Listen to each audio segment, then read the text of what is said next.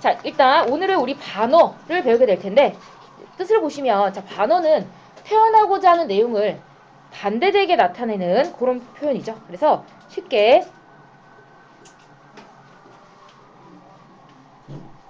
이제 나의 속마음과 겉으로 나타내는 표현이 반대일 때 우린 이런 것을 반어법이라고 부르는데 반어법은 우리 일상생활에서도 많이 쓰죠. 예를 들어서 어떤 친구가 지각을 했어. 그럼 뭐라고 해? 일찍도 왔다. 뭐 이렇게 표현하면 반대로 표현하는 거니까 반어법이 되는 거고. 그다음에 어떤 학생이 막 접시를 깼어. 그럼 뭐라고 해? 잘한다, 잘해. 이렇게 말하는 게 반어법이 되는 거죠. 그래서 이 반어의 특징은 말 그대로 말하고자 하는 바를 반대로 표현하고요. 이때 강조하는 건 실제 속마음이에요. 내용을 강조하는, 말하고자 하는 내용을 강조하는 거예요. 그러니까 잘한다, 잘해. 이걸 강조하고 싶은 게 아니라 접시를 왜 깼는지, 속마음을 강조하는 거예요. 다음 두 번째, 자, 우회적 표현이라는 건 간접적으로 돌려서 이렇게 말한다. 이런 뜻이야. 우회적 표현을 사용하기 때문에 독자에게 강한 인상을 주죠. 너 왜 지각했어?가 아니라 일찍도 왔다라고 지금 돌려서 말하는 거죠. 그게 우회적 표현이에요.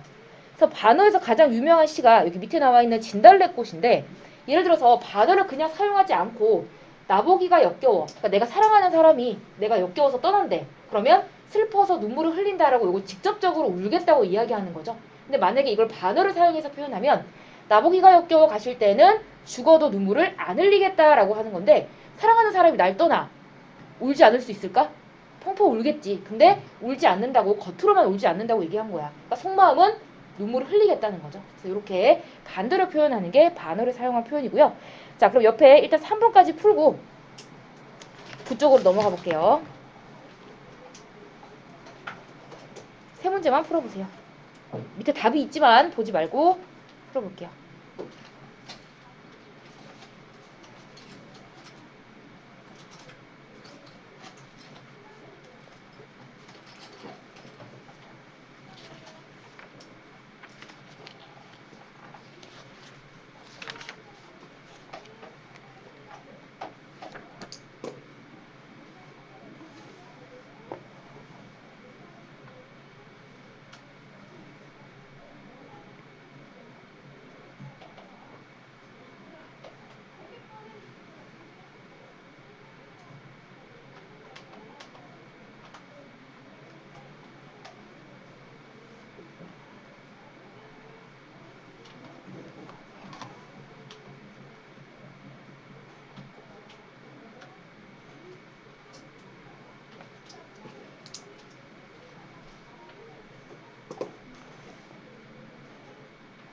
다 맞춰볼까? 자, 1번에 가치 있는 경험을 시로 쓰는 과정. 요거 옆에 있는 거 그대로 쓰시면 되죠. 순서 어떻게 돼요? 디귿, 기역, 니은, 리을. 이렇게. 다음 2번에 반어에 대한 설명 알맞은 거 요거 몇 번이요? 3번이 되겠죠. 네. 그 다음에 자, 반어를 활용했으면 O, 그렇지 않으면 X라고 했는데 1번에 내 누님처럼 생긴 꽃이요. 이거 반어인가요? 아니죠. X. 그럼 1번에는 어떤 표현이 사용됐을까? 여기 보시면 누님 뒤에 뭐가 붙었어요? 무엇 무엇처럼. 우리 이런 걸 뭐라고 부르지? 무엇 무엇처럼, 무엇 무엇인 듯, 무엇 무엇인 양, 무엇 무엇 같이 이런 연결어를 사용해서 직접 빗댔다 하기 때문에 이름이 직유법이죠. 그래서 지금 그 누님처럼 생긴 꽃, 꽃을 누님에 이렇게 비유했죠. 다음 2번에 먼 후일 당신이 찾으시며 그때 내 말이 잊었노라 했는데 얘는 반어일까 아닐까? 아주 먼 미래에 당신이 나를 찾아오면 그때서야 내가 잊었다고 얘기한대. 정말 잊었으면 잊었다고 입 밖으로 꺼내서 이야기할 필요가 없죠. 잊지 못했기 때문에 잊었다라고 얘기하는 거예요. 예, 단어 맞아요. 그 다음 3번에 자, 내가 그대를 생각하는 게 마지막에 뭐라 나와 있어요? 사소한 일이래. 내가 누군가를 생각하는 건 그 사람을 좋아하고 긍정적으로 생각하는 거잖아. 근데 그걸 사소한 일이다 라고 했기 때문에 얘도 단어가 맞죠. 누군가를 좋아하는 건 크고 위대한 일인데 그걸 사소하다라고 표현했기 때문에 단어가 쓰였죠.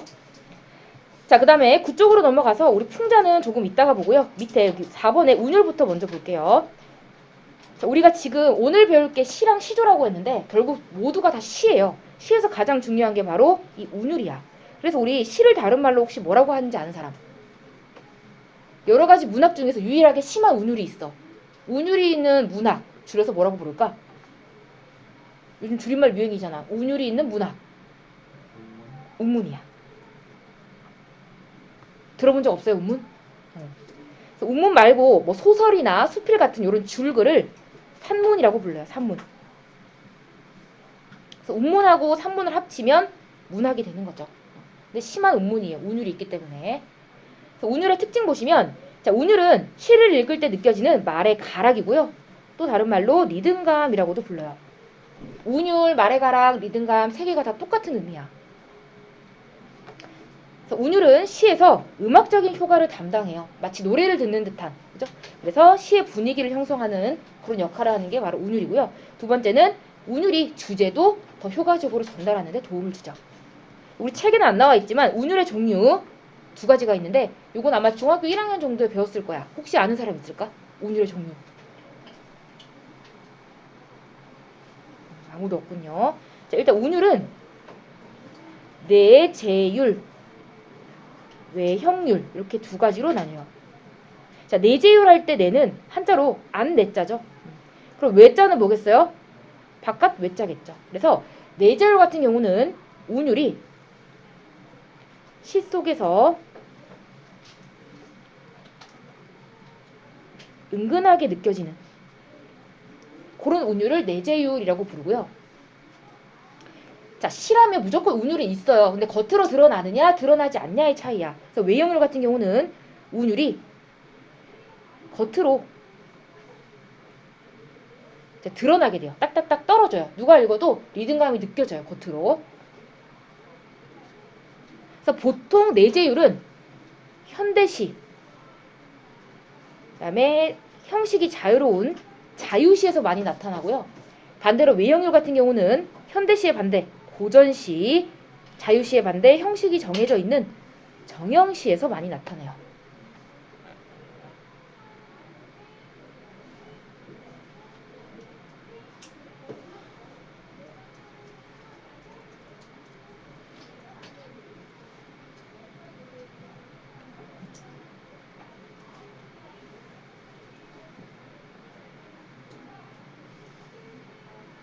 자, 그러면 이러한 운율은 어떨 때 형성이 될까? 자, 맨 밑에 보시면 배경지식 플러스라고 해서 운율을 형성하는 방법이 나와 있는데 우리 책에는 지금 크게 세 가지로 나눠서 나와 있죠. 일단 첫 번째, 자, 운율이 형성되는 조건은 같거나 비슷한 소리, 단어, 문장을 반복할 때예요. 옆에 보시면 접동, 접동, 아우레비 접동이라고 해서 접동이라는 지금 단어가 반복됨으로써 운율을 형성하고 있고요.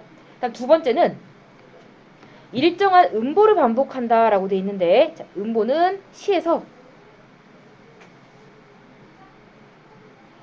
끊어있는 단위를 음보라고 불러요. 한 줄을 몇 덩어리로 끊어서 읽을 거냐라는 건데, 예를 들어서 지금 김소월의 진달래꽃이 나와 있죠. 나보기가 끊고 역겨워 끊고 가실 때는 하면 한 줄이 지금 몇 덩어리로 끊어져 있어? 한 덩어리, 두 덩어리, 세 덩어리. 그죠? 밑에도 마찬가지야.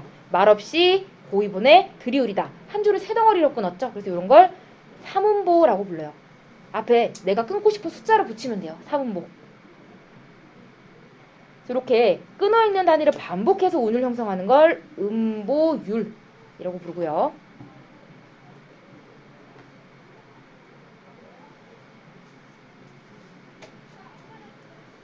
그 다음에 세 번째로 일정한 글자 수를 반복한다 이렇게 돼 있는데 옆에 보시면 지금 세 글자, 네 글자, 세 글자, 네 글자가 계속해서 반복되죠. 그래서 이런 식으로 글자 수를 반복해서 운율 형성할 때는 음수율이라고 불러요. 음수율.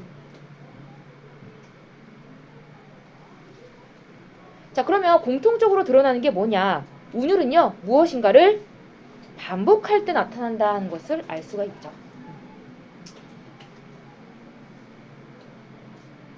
네요. 자, 그럼 옆에 7번 한번 같이 풀어볼게요. 자, 시에서 운율을 형성하는 방법이 아닌 것은 있어요. 정답은 몇 번일까? 어쨌든 지금 모두 반복이 들어가 있기는 해. 근데 이걸 반복한다고 해서 운율이 형성되진 않아. 몇 번일까요? 정답은 2번인데 얘들아 혹시 심상이 뭔지 아나요? 이것도 시의 3요소 중 하나인데 심상. 자, 심상은 우리 흔히 이미지라고 부르죠. 심상의 종류는 6가지가 있어요. 첫 번째, 이 심상은 우리의 감각과 관련이 있어. 우리 눈으로 보는 걸 뭐라고 부르지? 눈으로 보는 거. 시각적 심상. 뭐 새빨간 감, 그죠? 뭐 푸른 바다 이럴 때 색깔이나 우리 명암이나 뭐 이런 것들을 모두 눈으로 보는 거죠. 시각적 심상이 있고요. 두 번째 또 어떤 감각이 있죠? 우리가 느낄 수 있는? 청각. 귀로 듣는 청각이 있죠. 뭐 쏴 파도 소리 할 때 그런 것들이 청각적 심상이 되는 거고요. 또 뭐 있어요? 냄새. 후각적 심상. 그죠? 뭐 향기로운 꽃냄새 이런 것들이 후각적 심상이고요. 또 뭐 있을까요? 심상. 촉각적 심상 있죠. 만져봐야 아는 거예요. 서늘한 아버지의 옷자락 했을 때 서늘한 이런 건 차가운 거니까 우리가 직접 만져봐야 아는 거고요. 또 뭐 있을까요? 하나. 먹어봐야 아는 거. 미각적 심상. 뭐 달콤한 초콜릿, 그죠? 뭐 쓰디쓴 커피 이런 것들이 모두 우리가 먹어봐야 아는 거니까 미각적 심상이 되고요. 자, 마지막 6번째가 공감각적 심상이라는 건데, 자, 나머지 1번부터 5번까지는 쉽게 우리가 찾을 수 있는데 공감각적 심상이 뭐냐는 거야. 이거는 다른 말로 감각의 전이라고도 불러요. 전이가 무슨 뜻이죠, 얘들아? 옮아갔다, 그죠? 이동했다 이런 뜻이잖아. 그래서 하나의 감각이 위에 나와 있는 1번부터 5번 중에 하나의 감각이 다른 감각으로 옮겨질 때 이것을 공감각적 심상이라고 하는데, 이건 특별하게 예를 한번 써볼게요. 자, 가장 유명한 게 이 푸른 종소리라는 구절인데, 자, 우리 푸르다는 어떤 심상으로 느낄 수 있어요? 푸르다. 시각이죠. 종소리는요? 청각이에요. 근데 지금 여기는 종소리가 푸르다라고 나타나 있잖아. 그래서 여기는 청각을 시각처럼 표현한 거야. 그래서 얘를 청각의 시각화라고 불러요. 화. 이때 화가 한자로 되다란 뜻이야. 청각을 시각처럼 되게 만들었다 해서 청각의 시각화 이렇게 불러요.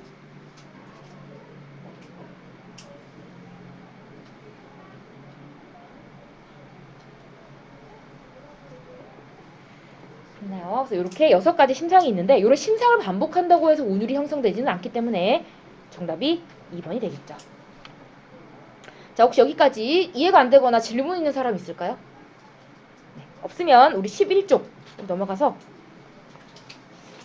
자, 넌 바보다라는 시를 한번 볼 텐데, 자, 이 시를 우리 상준이 한번 읽어볼까요? 큰 소리로. 씹던 껌을 아무데나 뱉지 못하고 종이에 싸서 쓰레기통으로 달려가는 너는 참 바보다. 유구멍으로 쏙 빠져나가는 도가니 있어도 눈 보라 방문으로 가는데 너는 참 바보다. 얼굴에 검증칠한 명탐정서 아저씨한테 쓸데없이 꾸벅 인사하는 너는 참 바보다. 호랑이 선생님이 방문 가신다고 돼지배들도 흘리지 않는 눈물을 찔끔거리는 너는 참 바보다. 국가를 깨고 그게 대단하다고 민들이 앞에서 쭈그리고 앉아 한참 바라보는 너는 참 바보다. 뒤에도 있어요. 내가 아무리 거짓으로 화통을 떨어도 입을 동그랗게 뜨고 머리를 끄덕여주는 너는 참 바보다. 바보라고 불러도 화내지 않고 씩 웃어버리고 가는 너는 정말 바보다. 그럼 난 뭐냐? 그런 내가 좋아서 그림자처럼 네 뒤를 우를 따라다니는 나는. 네, 잘 읽었고요. 그러면 우리 1행부터 한번 보도록 하죠. 자, 이거 자습서라서 딱히 필기할 거는 없어요. 그냥 밑줄 할 때만 밑줄 하시면 되고요. 일단 1행부터 한번 볼게요. 자, 씹던 껌을 아무데나 퇴뱉지 못하고 종이에 싸서 쓰레기통으로 달려가는 너는 참 바보다 했는데, 일단 너, 우리 시를 전체적으로 읽어봐서 알겠지만 지금 너는 화자가 관찰하고 있는, 그죠? 화자의 관찰 대상이야. 이 바로 너가 되겠죠. 얘들아, 우리 껌 씹다가 버리고 싶으면 어떡해? 그냥 길바닥에 이렇게 퇴 버려요? 어떻게 버리는 게 맞는 거예요? 종이에 싸서 쓰레기통으로 달려가서 버리는 게 맞는데 지금 친구한테 뭐라고 했어? 바보라고 했죠. 그래서 여기 올바른 행동을 했지만 바보라는 표현을 했기 때문에 여기가 바로 반어적 표현, 반어법이 되겠죠. 그래서 옆에 나와 있지만 내가 관찰한 일단 첫 번째 너의 모습은, 자, 생활 태도가 바르다는 거예요. 그냥 버릴 수도 있는 껌을 가지고 굳이 이제 싸서 쓰레기통에 버리는 건 생활 태도가 바른 거죠. 첫 번째 너의 모습이고요. 자, 두 번째 자, 개구멍 밑에 나와 있죠. 작은 구멍을 얘기하는데 개구멍으로 쏙 빠져나가면 금방일 것을 빙 돌아 교문으로 다니는 역시 올바른 행동을 했어. 근데 너는 바보다 했으니까 여기도 단어 표현이 되겠죠. 그래서 두 번째 알 수 있는 너의 모습은 규칙을 굉장히 잘 지킨다는 거죠.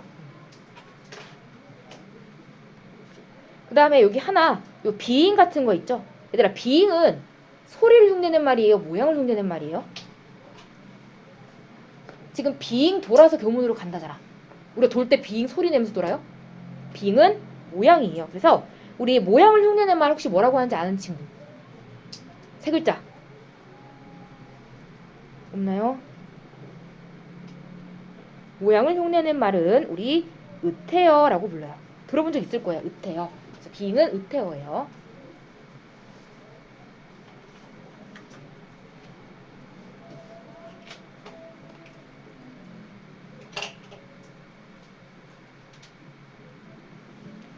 그 다음에 세 번째로, 자, 얼굴에 검댕칠을 한 연탄장수 아저씨한테 쓸데없이 꾸벅이 인사하는 너는 참 바보다 했는데, 이제 얼굴에 연탄을 이제 옮기다 보면 이제 검은 게 묻게 되죠. 그래서 자칫 뭐 무서워 보일 수도 있는데, 그런 아저씨한테 인사한다는 걸 보면 굉장히 너는 착하고 순수한 성격의 소유자예요.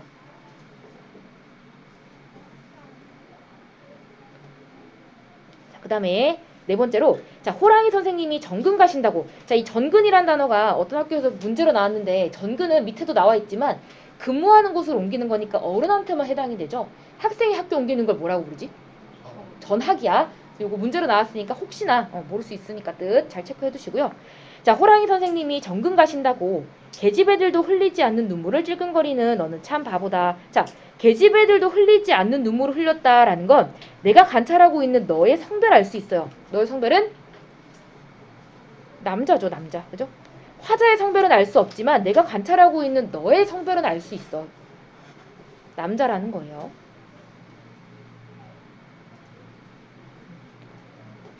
선생님 그 전근 가실 때 울어요, 너네? 잘 안 울죠. 근데 여기 보면 친구가 지금 울었다고 돼 있잖아. 굉장히 정이 많다 하는 거 알 수 있고요. 그 다음에, 자, 그까짓 게 뭐 그리 대단하다고 민들레 앞에 쪼그리고 앉아 한참 바라보는 했는데, 자, 보통 민들레는 우리 꽃이 피려면 이제 좋은 흙과 그 다음에 뭐 비도 내려야 되고, 그죠? 여러 가지 조건이 있어야 되는데, 민들레는 흙이 없어도 필 수 있어요. 먼지에도 피는 꽃이야. 그래서 굉장히 시에서는 보잘것없는, 그죠? 아니면 뭐 널려 있는, 그죠? 이런 것들을 의미하는 단어가 바로 민들레고요. 그래서 그 보잘것없는 민들레를 한참이나 바라본다 했으니까 너는 굉장히 세심하고 따뜻한 마음씨를 지닌 그런 친구라는 걸 알 수 있죠. 넘겨서, 자, 내가 아무리 거짓으로 허풍을 떨어도, 자, 이때 내가 바로 화자가 되는 거죠, 시에. 시에서 말하는 일을 우리 화자라고 부르는데, 이 내 나왔으니까 바로 화자가 되죠. 자, 내가 아무리 거짓으로 허풍을 떨어도 눈을 동그랗게 뜨고 머리를 끄덕여주는 너는 참 바보다. 그러니까 내가 거짓말하는 거 다 알아요. 근데 친구는 진지하게 공감하면서 이야기를 들어줄 줄 아는 친구죠. 자, 마지막으로, 바보라고 불러도 화내지 않고 씩 웃어버리고 마는 너는 정말 정말 바보다 했는데, 자, 지금까지는 너는 참 바보다가 반복됐다면 지금 마지막에는 정말 정말 바보다라고 나왔어. 옆에 보면 나와 있는데, 자, 너는 참 바보다에서 정말 정말 바보다라는 건 너가 바르고 착하게 생활하는 아이라는 점을, 자, 점층적으로 표현했다. 자, 점층은 쉽게 말하면 점점 커지는 걸 점층이라고 해요. 뭐 그림으로 나타낸다면 이런 거 있죠. 이렇게 점점점 커지는 거. 그래서 뭐 강도나 색이나 이런 것들이 점점 커질 때 이것을 점층법이라고 하는데, 지금 정말이 두 번이나 나왔기 때문에 이것을 점층법이라고 부르죠.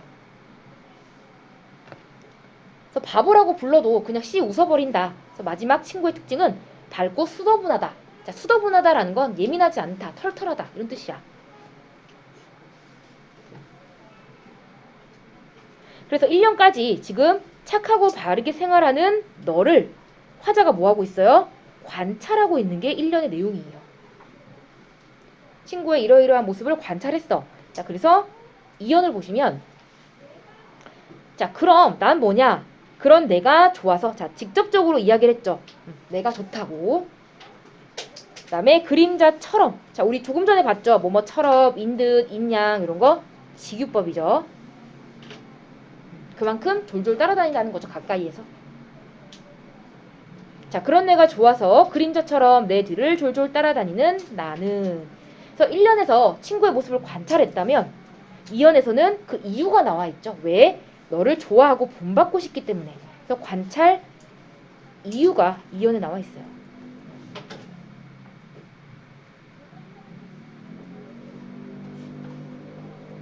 자, 그러면서 조금 전에 봤지만 내가 좋다라고 마음을 직접적으로 표현을 했고요. 다음 두 번째는 그런 나는 너를 좋아하면서 너의 행동을 본받고 싶은 게 사실 진짜 속마음이었죠.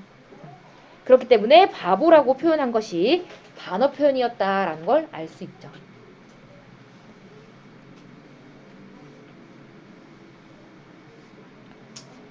밑에 한번 같이 볼게요. 자, 먼저 왼쪽 보시면 자, 이 시에서 반어 표현이 사용이 됐는데 1년에서 모범적인 올바른 행동을 하는 너에 대해서 바보라고 겉으로는 일단 부정적으로 평가했죠. 그죠? 겉으로는. 그런데 사실은 나의 속마음은 너를 좋아한다고 밝혀요. 그래서 이게 반어 표현이다라는 걸 알 수가 있죠. 자, 이때 강조할 수 있는 건 뭐다? 너라는 그 친구가 굉장히 마음이 곱고 닮고 싶은 존재라는 점이 더 강조될 수가 있겠죠. 이게 반어 표현을 썼을 때 효과고요. 그 다음에 오른쪽에 자, 이 시에서는 어떻게 운율이 형성이 되느냐. 일단 바보나 정말이라는 소리, 단어를 반복했고요. 두 번째로 너는 참 바보다라는 문장이 지금 반복되죠. 그래서 이렇게 두 가지를 반복함으로써 너의 행동을 본받고 싶은 나의 마음을 강조할 수 있고요. 결국 그건 말하고자 하는 걸 강조하는 거죠. 너의 행동을 본받고 싶다라는 거니까. 네요. 자, 그러면 넘겨서 14쪽. 14쪽에 여기 작품 정리만 중간에 있는 거 있죠? 같이 한번 볼게요. 자, 이 시에서 여기 성격, 반어법이 사용됐기 때문에 반어적인 성격 갖고 있고요. 그다음 주제는 자, 바르게 살아가는 너를 본받고 싶은 나의 마음. 이게 주제가 되는 거죠. 1년에서 모범적인 너의 행동을 열거. 자, 열거는 나열했던 뜻이죠. 1년에서 너의 행동을 나열한 뒤에 1년. 그 다음에 이를 본받고 싶은 나의 마음은 2년에 나와 있죠. 이렇게.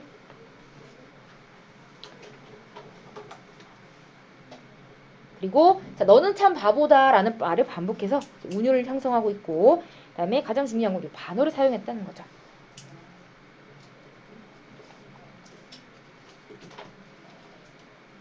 나요. 자, 넘겨서 여기 이해와 탐구 있죠? 여기다 그냥 별표 하나 붙일까?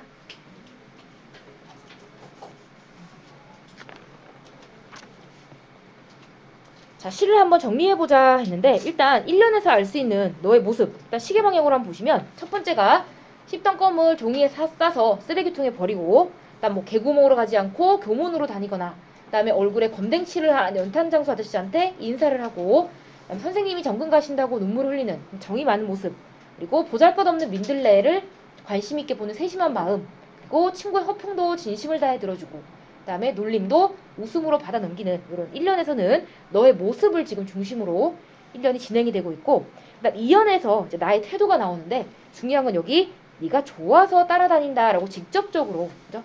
친구에 대한 마음을 표현했죠. 그래서 여기서 할 수 있는 일단 나의 태도는 너를 굉장히 긍정적으로 생각한다는 거 본받고 싶어한다, 너를 좋아한다라는 것이 나의 태도가 되겠죠. 자, 그래서 결국 1년에서 친구를 관찰하고 나서 2년에서 내가 무엇을 깨닫게 되었냐.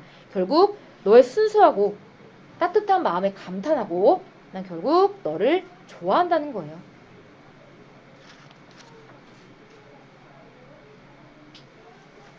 네요. 자, 넘겨서 16쪽에 여기 이번에 따로 하나 별표할게요. 자, 여기 보시면 지금 이 시는 반어법이 사용이 됐는데 일단 표현은 바보다라고 부정적으로 평가하고 있죠.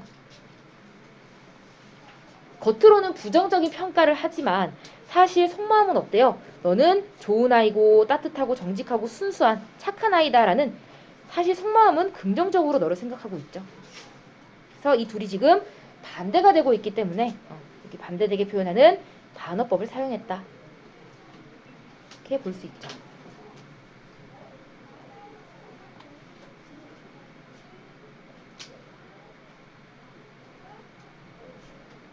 그래서 결국 반어법을 사용했을 때 내가 더 강조하고 싶은 건 여기 속마음이에요. 속마음. 이걸 강조하고 싶은 거야. 그래서 밑에 뭐 나와 있지만 내가 표현하고자 하는 속마음을 강조하는 게 반어의 효과예요.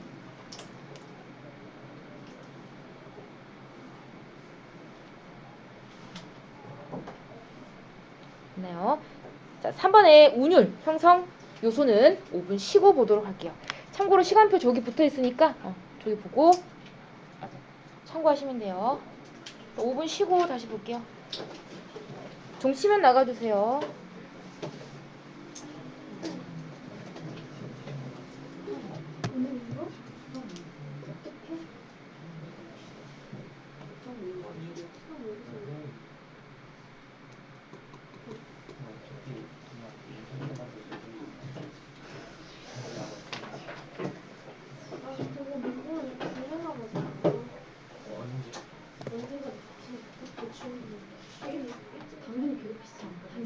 당연히 TS를 아주 그냥 써먹으셨잖아요.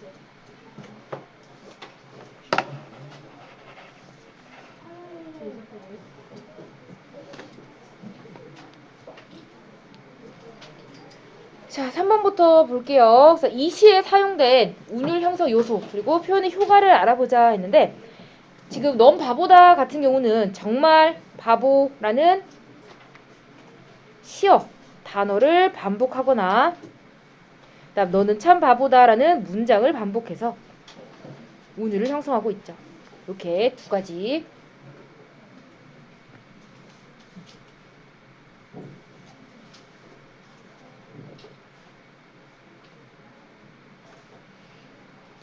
그래서 이런 반어를 썼을 때, 아니, 운율을 썼을 때 효과는 밑에 나와 있지만 너의 행동을 본받고 싶은 나의 마음을 강조할 수 있죠. 결국 말하고자 하는 바를 강조하는 게 반복의 효과가 되겠죠.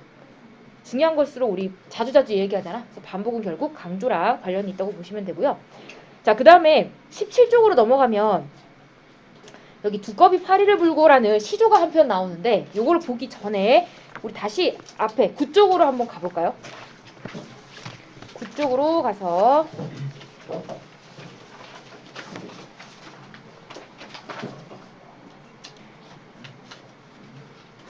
우리 아까 3번에 요 풍자 안 봤어요. 풍자를 보고 시조를 한번 보도록 할게요. 자, 풍자 같은 경우는 개인이나 사회의 부정적인 현상, 모순, 어리석음 셋 다 같은 말이죠. 이런 것들을 자, 중요한 건 요 단어예요. 간접적으로 비판하기 위해서 웃음을 사용해요. 중요한 단어는 간접적, 비판, 웃음. 상대방을 비판하는데 직접적으로 뭐 너 나빠 이렇게 비판하는 게 아니라 웃음을 사용해서 간접적으로 비판하는 것이 풍자예요. 자, 풍자를 쓰는 이유는 지금 현실이 부정적으로 생각되기 때문에 그런 현실을 비판해서 결국 개선하고자 하는 것이 풍자의 목적이죠. 잘못된 것을 개선하는 거. 자, 특징은 대상에 대한 비판의식과 그다음에 해학적 표현. 해학적 표현이 이제 우스꽝스러운 표현이에요. 웃음과 관련이 있죠. 그래서 뒤에 나와 있지만 이제 웃음을 유발하는 것이 바로 특징이 되는 거고요.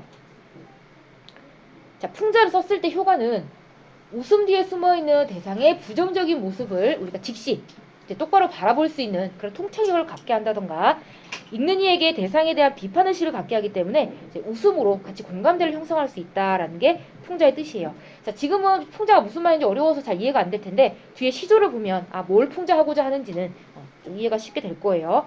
자, 일단 4, 5, 6 아까 안 풀었죠? 세 문제를 바로 풀고 뒤로 넘어가 볼게요.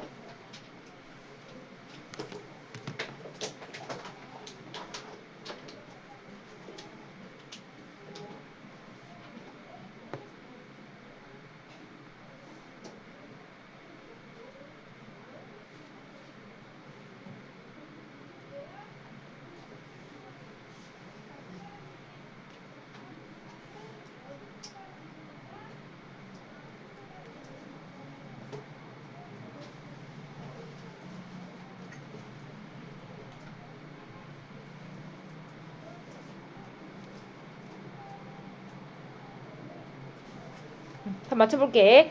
자, 개인이나 사회의 부정적인 현상, 모순, 어리석음을 간접적으로 비판하기 위해서 웃음을 사용하는 것을 방금 배운 풍자라고 부르죠.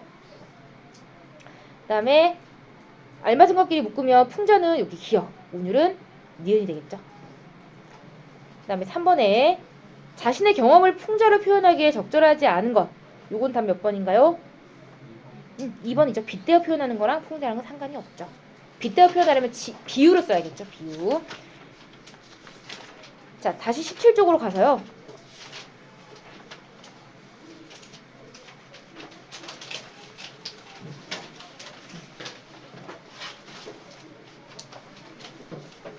자, 지금 여기 나와 있는 요 시조는요. 옆에 갈래를 잠깐 볼까?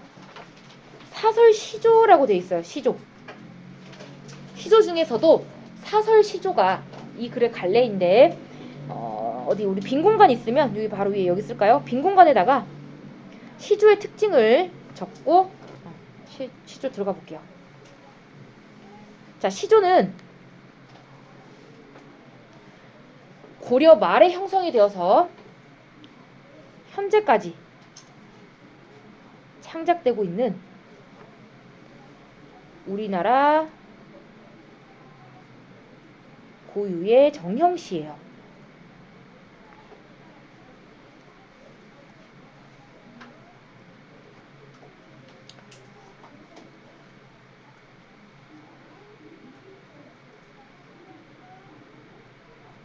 자, 혹시 정형시가 뭔지 아는 사람? 우리 아까도 잠깐 정형시 나왔었는데 이름 그대로 형식이 정해진 시를 정형시라고 해요. 형식이 정해진 시, 자유시의 반대죠.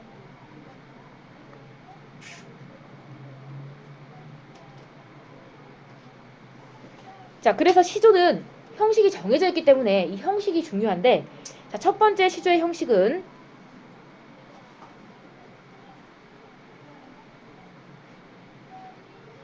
삼장, 육구, 45자 내외라는 이런 걸 이제 우리가 그 평시조라고 부르는데, 우리 아까 오늘 배울 이 시조가 사설시조라는 거 봤었죠? 시조는 종류가 여러 개예요. 사설시조, 평시조, 어시조 여러 가지가 있는데 가장 기본적인 시조가 바로 평시조예요. 3장, 6구, 45자. 자, 3장이라는 건 장이 3개란 뜻이야. 우리 처음을 뜻하는 한자가 뭐지 얘들아? 처음. 초. 첫 번째 장을 초장이라고 부르고요. 가운데는 한자로 뭐예요? 중. 가운데 장, 중장. 끝은 한자로 뭘까? 끝. 종. 우리 학교에서 집에 가기 전에 종례하잖아. 종장이에요. 그래서 이렇게 초장, 중장, 종장 3개의 장으로 이루어져 있어서 3장이라 부르고요.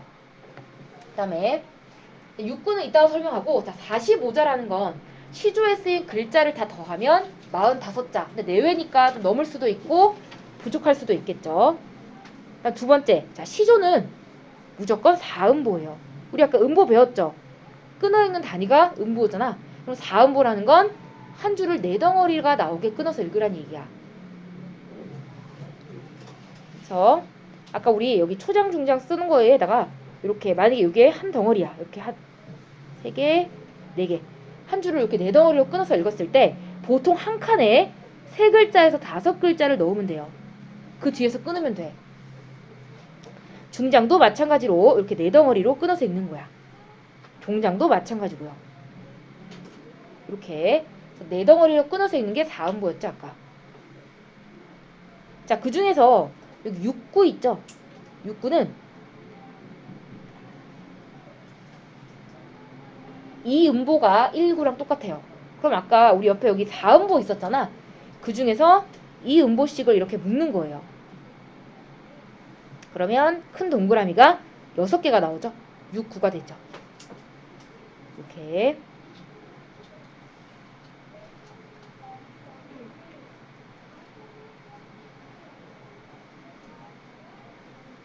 그 다음에 세 번째. 자, 종장의 첫음보. 종장이라면 여기 마지막 줄 얘기하는 거고요.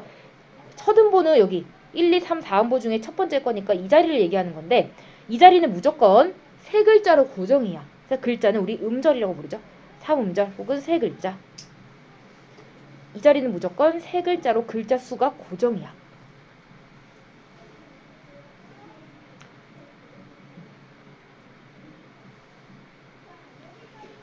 우리 밑에 있는 거는 사설시조라서 평시조랑 방금 배운 평시조랑 좀 다르긴 하지만 여기에 이제 써보면 예를 들어서 첫 번째 줄 있죠? 두꺼비 여기가 초장이 되는 거고요. 한 줄. 그래서 얘를 네 덩어리로 끊어서 읽으면 두꺼비 파리를 불고 두어미에 치달아 앉아 이렇게 끊으면 돼요. 그러면 한 줄이 네 덩어리가 나오는 거죠. 그 다음에 건너싸움부터가 중장이에요. 근데 사설시조는 중장이 지금 두 줄이야. 중장이 긴 걸 사설시조라고 불러요. 그다음 마지막에 모쳐라 앞에가 종장이에요. 근데 모쳐라 날렛나인이 망정이지 어혈질 뻔했구나 이렇게 끊어서 읽는 건데 종장의 첫 덩어리가 어디야? 모쳐라죠. 그래서 모쳐라는 아까 세 글자로 고정이라 그랬잖아. 그래서 모쳐라 이렇게 세 글자가 나온 거예요.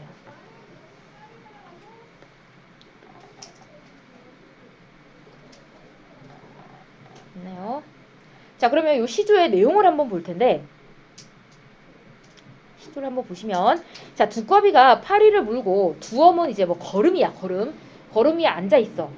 중장을 보세요. 자, 건너산을 바라봤더니 백송골이 떠 있대. 백송골은 이제 그 매예요. 매 중에 한 새를 백송골이라 부르는데 백송골이 떠 있거늘 가슴이 끔찍하여 풀떡 뛰어 내닫다가 두엄 아래로 자빠졌대요.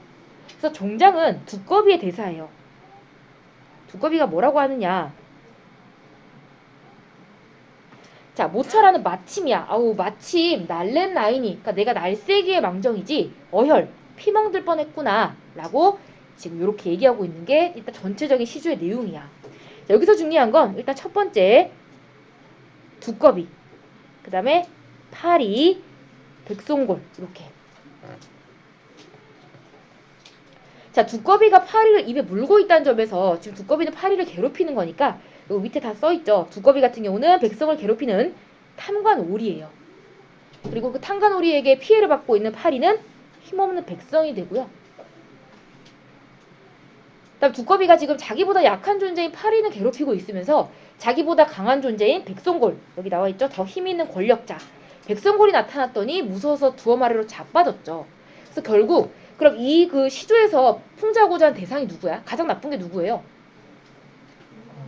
두꺼비죠. 탐관오리. 그래서 여기 옆에 주제 보시면 약자에게는 강하고 강자에게는 약한 이중성, 두꺼비의 이중성을 풍자하고 있는 거야. 이렇게요.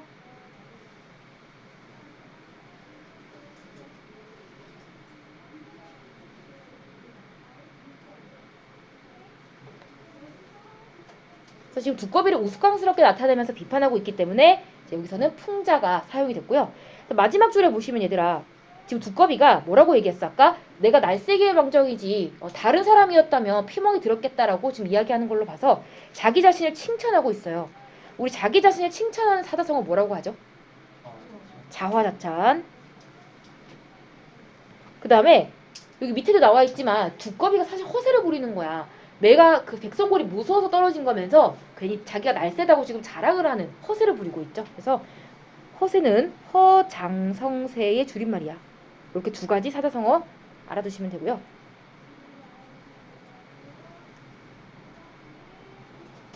됐나요? 그래서 밑에 이제 이 시조에서 나타난 두꺼비 행동을 우리가 정리를 해보면 일단 두어미에 앉아서 파리, 백성을 괴롭히는 장면. 근데 백성골이 나타나니까 이제 무서워서 두엄 아래로 뛰어내리면서 자빠지게 됐죠. 그래서 마지막에 자신의 몸이 날래기에 다치지 않았다면서 변명, 허세를 부리는 그런 모습이 나타나 있고 두꺼비를 풍자하는 그런 내용의 시조예요. 자, 5번은 그럼 쉽게 우리 풀 수 있죠. 두꺼비 행동과 관련 있는 사자성어. 5번인데 혹시 여기 모르는 사자성어 있을까?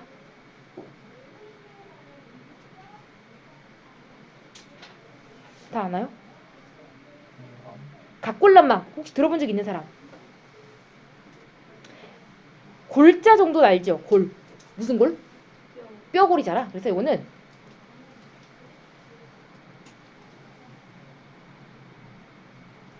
원망 이런 것들을 뼈에 새긴다는 뜻이야. 잊지 않고 내가 새기겠다 이런 거고요.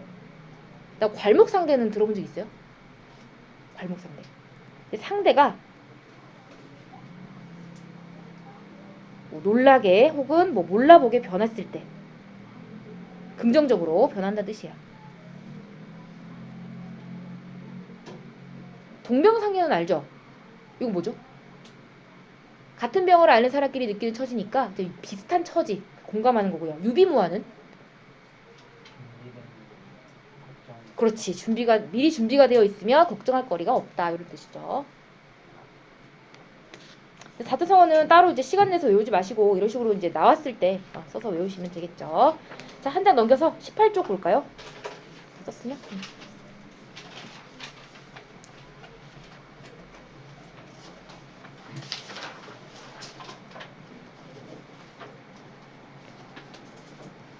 자, 우리 방금 읽은 시조에서 두꺼비의 태도를 파악해보자 했는데 일단 두꺼비는 잘난 척하면서 허세를 부리고요. 약자에게는 강하고 강자에게는 약한 이런 전형적인 이중적인 모습을 보이죠. 자, 중요한 건 3번인데 이 시조가 지어진 시대의 배경 그리고 시조에 등장하는 동물이 무엇을 뜻하는지 써보자 했어요. 자, 시조를 읽으니 어떤 느낌이 들었나요? 백성골이 무서워 넘어졌으면서도 허세를 부리는 두꺼비의 모습이 무척 우스웠어요. 자, 그렇죠. 이 시조의 시대적 배경을 알고 보면 이 시조가 달리 보일 수 있어요. 이 시조가 지어진 조선 후기에는 백성들이 탕가놀이들에게 큰 고통을 받았죠. 탕가놀이들은 자신보다 더 힘있는 권력자에게는 아첨하거나 아첨이 뭐야? 아부하는 거지. 잘 보이려고. 아첨하거나 뇌물을 바치고 반대로 힘없는 백성들은 못살게 굴었어요. 그래서 그러한 고통을 받은 백성들이 이 시조를 창작했다고 볼 수 있죠. 그래서 이 시조에 등장하는 동물들은 특정한 인물을 나타낸다고 볼 수 있는데 밑에 나와 있죠. 파리는 힘없는 백성, 두꺼비는 탐관오리, 백성골은 더 힘이 있는 권력자라고 이렇게 빗대서 지금 표현을 했다라는 거죠. 자, 그럼 6번 문제 같이 볼까? 권력의 크기에 따라 나타냈을 때 적절한 답은 몇 번이 될까요? 너무 쉽네요. 몇 번? 1번이 정답이죠. 그 다음에 19쪽으로 넘어가서 결국 작가의 의도라는 건 작가의 주제랑 관련이 있죠. 왜 이런 걸 지었냐라는 건데 작가는 두꺼비로 표현한 인물 결국 이 시조에서 풍자의 대상은 두꺼비고요. 그 두꺼비를 부정적으로 혹은 비판적으로 보고 있기 때문에 우스꽝스럽게 비판하거나 풍자를 하고 있는 거죠. 그럼 이렇게 풍자를 썼을 때 얻을 수 있는 효과는 뭐냐? 자, 비판 대상을 에둘러서 표현하면서 웃음을 유발하기 때문에 말하고자 하는 바 드러낼 수 있고 또 전체적으로 우스꽝스러운 그래서 무거운 분위기보다는 조금 밝은 분위기예요. 웃음을 사용하니까.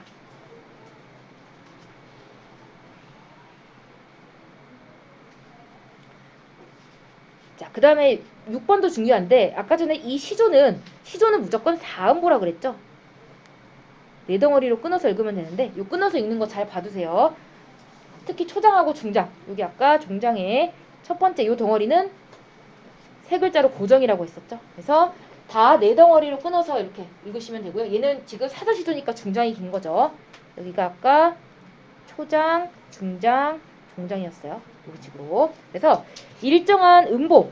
여기서 음보는 사음보고요. 그죠? 그 다음에 세 글자에서 다섯 글자의 일정한 글자 수를 반복한다 했는데 예를 들어서 세 글자, 다섯 글자, 네 글자, 다섯 글자지만 보통은 이제 세 글자에서 다섯 글자 사이 안에 들어가 있기 때문에 이렇게 글자 수를 반복했다 하는 것도 이 시조가 운을 형성하는 요소 중에 하나죠. 네요. 자, 넘겨서 20쪽 마지막 20쪽 한번 볼까요? 자, 20쪽 보시면 지금 광고가 하나 나와 있는데 밑에 보시면 뭐 잘못 건 112 신고 전화 긴급 출동에 발목을 잡습니다 하면서 경찰이 뛰어가려고 하는데 남자가 수화기를 든 채 근데 그 수화기가 경찰의 발목이죠. 그럼 결국 이 광고가 말하고자 하는 건 경찰의 허위 신고, 장난 전화하지 말라는 거예요. 그렇죠? 그래서 이 광고를 드러내기 위해 사용한 표현 역시 풍자가 되겠죠. 일단 광고 속의 모습은 경찰관이 어디로 가려고 하는데 남자가 수화기처럼 경찰의 발을 붙잡고 있어요.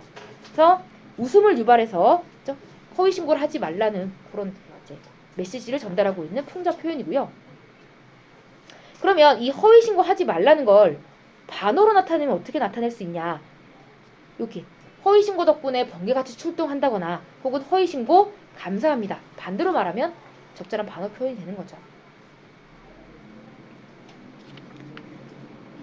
네요. 자, 그래서 일단 1일 진도는 다 나왔고요. 우리 앞으로 가서 아까 문제 안 푼 거 있어요. 문제를 같이 풀어볼게요. 13쪽부터 안 푼 거 같네요.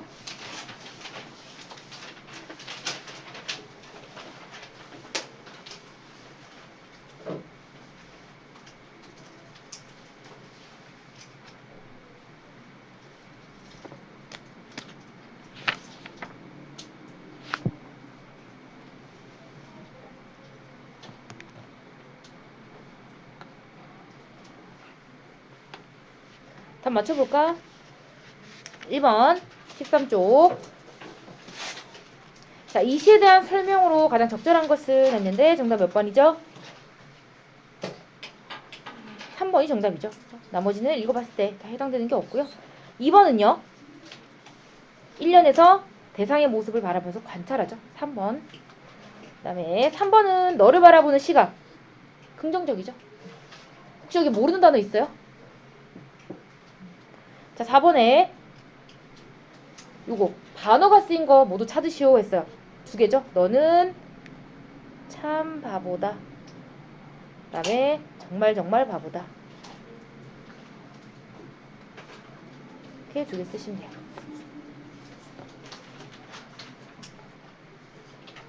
그 다음에 15쪽.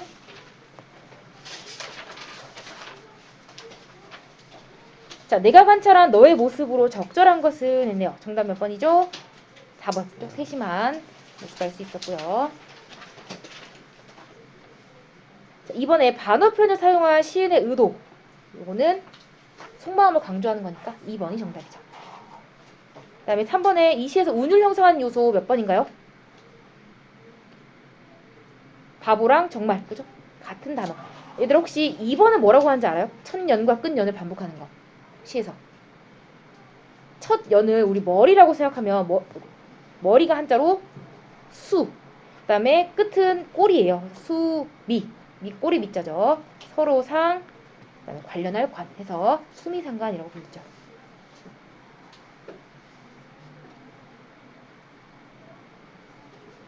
그다음에 넘겨서 자, 4번에 모방시를 쓰기 위해서 계획한 내용이에요. 적절하지 않은 것은 몇 번? 몇 번인가요? 5번이죠. 비유는 사용되지 않았으니까요. 그 다음에 아까 5번 같이 했고요. 5번이라고. 자, 6번에 6번도 같이 했고요. 7번은 자, 직설적인 표현인가요, 이거? 돌려서 표현하고 있죠? 그 다음에 조선 전기 민중들의 현실 의식이에요. 후기죠. 그 다음 비판 대상을 다른 대상이 빗대어서 표현하고 있고, 그 다음에 부조리도 맞으니까 정답은 디귿, 리을 5번이겠네요. 자, 8번에 작가가 말하고자 하는 바, 주제 물어보는 거예요. 몇 번이죠? 네, 3번이고요. 9번에 자, 이 시조는 그죠? 동일한 일정한 음보, 4음보. 그 다음에 19는 반복이 안 됐고 글자 수 3글자에서 5글자 반복. 기억 디귿 2번이 정답입니다. 그 다음에 이 광고에 사용된 표현 풍자 물어보는 거니까 정답 몇 번? 3번. 그죠? 그 다음에 이번에 반어를 활용해서 이 광고를 지었을 때는 몇 번? 이번에 3번이죠. 호의심으로 고맙다고 말하는 거니까요. 그 다음에 3번에 자신의 경험을 시로 표현하는 과정. 이거 아까도 나왔는데 3번은 몇 번? 5번이죠. 그 다음 4번에 자, 귀여운 동생을 반대로 반어적으로 표현하면 못난이 내 동생이 되겠죠. 그 다음에 자신의 경험을 시로 표현해야 할 때 주의할 점이 아닌 것. 이거는 4번이죠. 최대한 길게 쓰면 글이 너무 루즈해져요. 그 다음 6번은 이거 몇 번 했나요? 1번이죠. 너무 쉬운 문제였고요. 자, 혹시 여기까지 질문 있는 사람 있을까? 자, 없으면 우리 이어서 계속 문제를 풀어볼게요. 24쪽부터.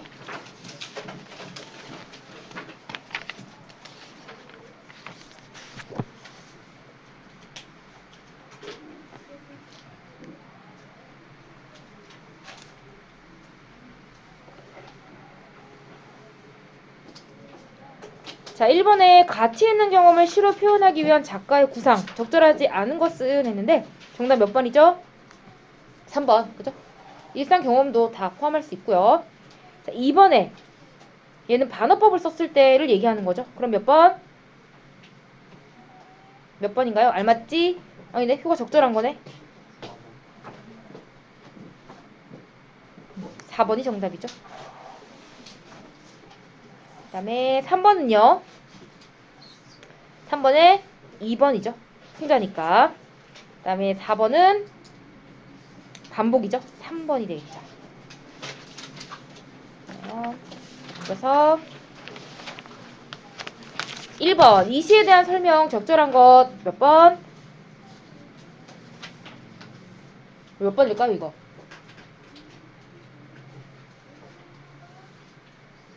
응? 정답? 4번이죠. 얘들아 여기서 으태어 아까 우리 모양을 흉내낸 말이라고 했는데 어디 쓰였을까? 여기 비잉도 있고요. 그 다음에 뭐 졸졸 따라다닌다 할 때 졸졸 이런 거 모두 으태어가 될 수 있죠. 1번 답 4번이고요. 자 2번 화자에 대한 생각 적절한 것 4번이죠. 그 다음에 이 시와 보기에 공통적으로 사용된 이 부분 얘기하는 건데 반어죠. 그죠? 그래서 정답 3번이고요. 자 4번 독자의 반응 적절하지 않은 것은 4번 겉으로만 부정적이지 사실 긍정적으로 생각하죠. 네. 자 5번은 여기 답 미리 써놨거든요. 요거 쓰시면 돼요.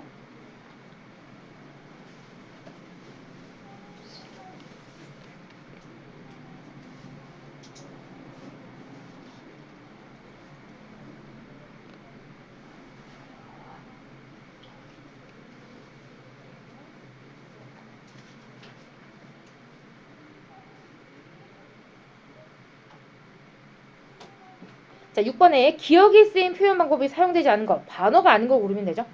정답은 5번이고요. 자 7번에 이 시주에 대한 설명 적절한 것 역시 5번이죠. 자 왜 화자가 바뀌었냐면 초장 중장은 두꺼비를 관찰하는 사람이 화자고요. 마지막 종장만 두꺼비가 화자기 때문에 중간에 화자가 바뀌었어요. 이거 중요한 거니까 잘 알아두시고요. 그 다음에 8번 운을 형성하는 방법 이거 몇 번? 다음복 4번이죠. 그 다음 9번에 광고와 공통적으로 쓰인 건 풍자니까 정답은 몇 번? 1번 그죠? 그 다음에 10번에 여기 다 띄워놨어요. 쓰시면 되고요.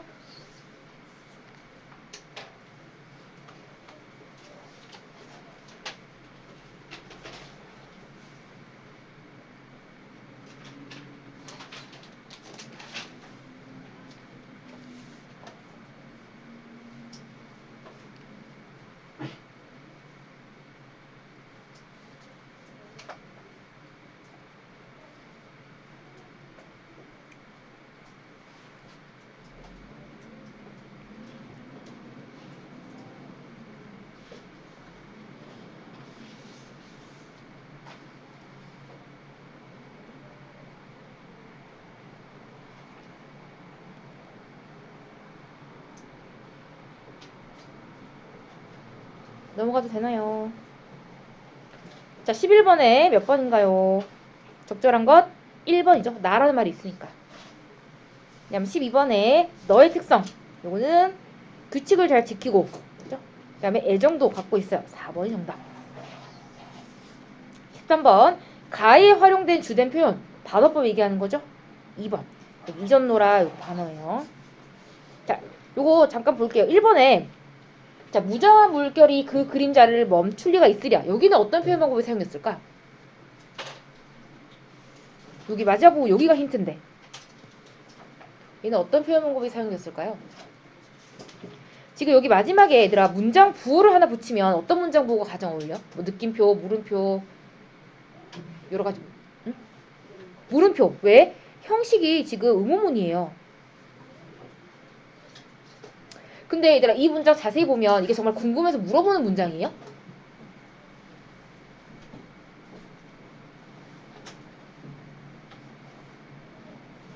이 문장이 말하고자 하는 건 무정한 물결의 그림자를 멈출 리가 없다라는 거잖아. 그죠? 그 없다는 걸 강조하기 위해서 일부러 의문문 형식을 갖다 낸 거. 요거를 설의법이라고 불러. 설의법.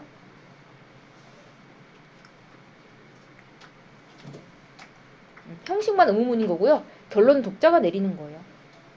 그 다음에 3번은 두 가지가 쓰였는데 일단 뭐뭐 같이니까 직유법과 또 여기 뭐 쓰였을까? 햇발이 지금 속삭인다. 샘물이 웃음 짓는다 라고 했으니까 사람이 아닌 걸 그쵸 사람처럼 나타내는 의인법도 사용이 됐죠.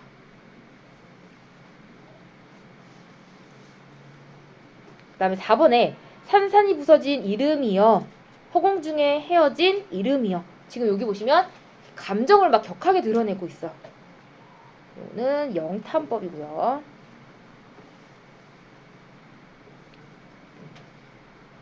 오 5번도 하루 종일 발을 물고 놓아주지 않던 가죽 구두를 벗고. 지금 구두가 내 발을 물었다고 했어. 자, 발을 물 수 있는 건 살아있는 거죠. 뭐 사람도 되고 동물도 되고요. 그래서 얘는 의법이랑은 조금 다른, 의법은 사람이 아닌 걸 사람처럼 나타내는 거고 5번은 무생물을 생물로 나타내는 거예요. 의인법보다 조금 더 큰 거, 얘는 화류법이야. 화류법 안에 의인법이 포함되어 있어요. 화류법이 더 커요.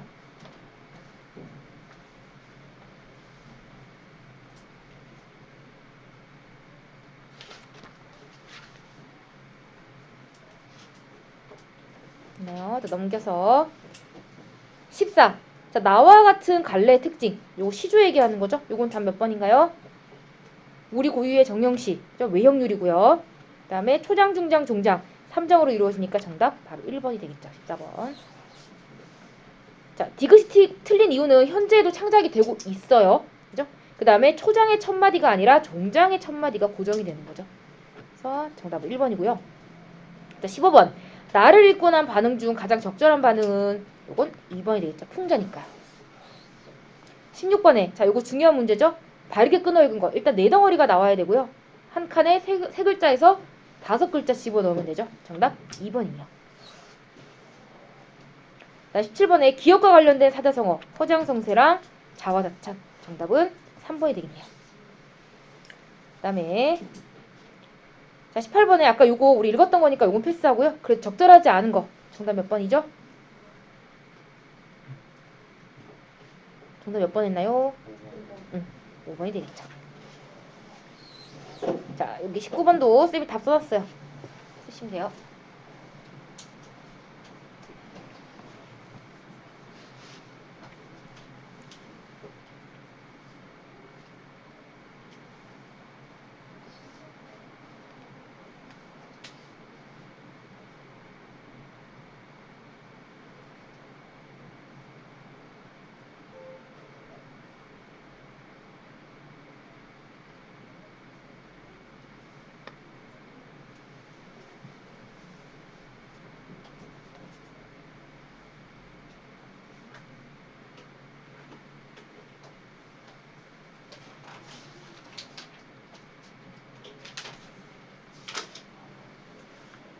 다 썼나요? 자, 오늘 수업은 여기서